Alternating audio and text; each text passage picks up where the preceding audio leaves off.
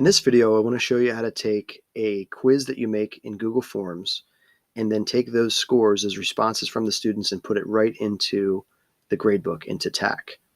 So what you're going to need to do when you set up your quiz is you want to make sure you set up an area here or a question for the students to fill out with their full student ID number. This will help to link up the student scores into TAC. So you want to make sure that you do that. That's an important part. If they don't type their student ID number in there correctly, then their score will not upload. So I've had a lot of success just writing it out as full student ID number. They type in their lunch number, which is their student ID number. That seems to work. The rest of my questions then are in section 2 of this quiz. You can see I set it up like this, just multiple choice questions here on simple machines. Once they're done and they've taken that quiz, I have some responses here. You can see I have 75 responses today when we took this earlier. I can click on responses.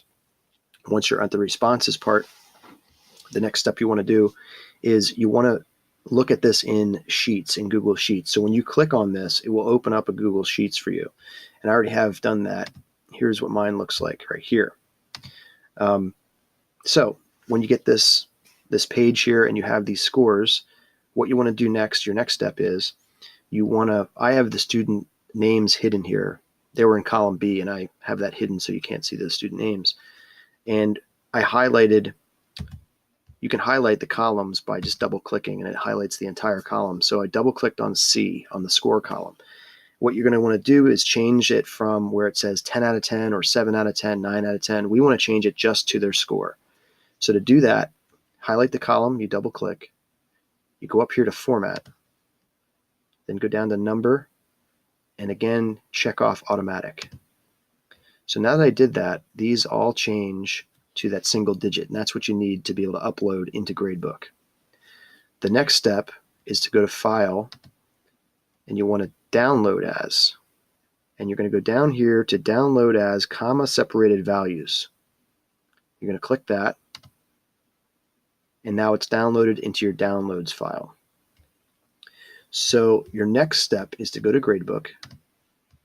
You have, if you didn't enter the quiz or whatever, the quiz or test, you want to do that now.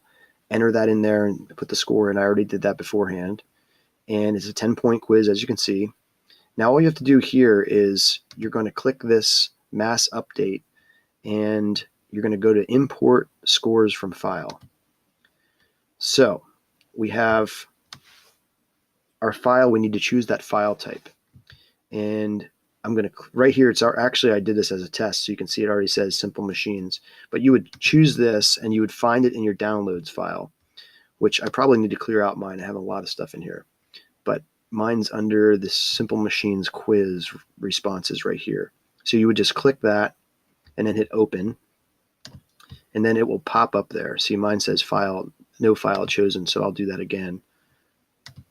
I didn't like that I had it in there before, but I'm going to do it again. So click that, hit open, and there it pops up there.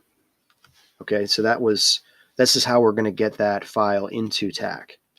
Now it says file format CSV, and it says student ID column number and student column number or score column number. So if we go back here to the responses, here we go. What I want you to notice here is what you need to do is put a number in for the column. So for example, A would be column 1. I have the student names hidden. That would be column 2. Column C would be column 3.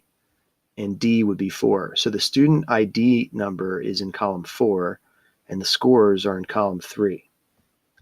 So I go back there, student ID column number, that would be 4, and score column number would be 3.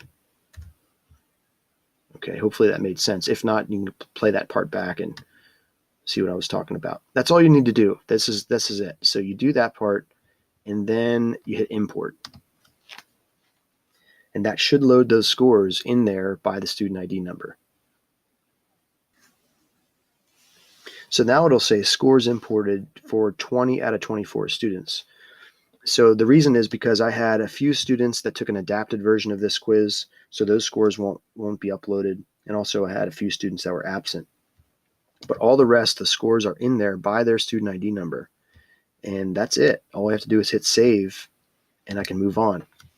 The one nice thing about this is if you wait and do this at the end of the day, after all the sections took that quiz, then you have your 75 responses. So you really only need one of these files downloaded. You only have to go through that step one time.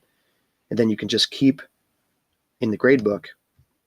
When you import that, you just have to keep importing the same file for each class, and it will be able to sift through them and only upload the kids who are in that class by their student ID number. So it really sorts it for you and it makes it pretty easy.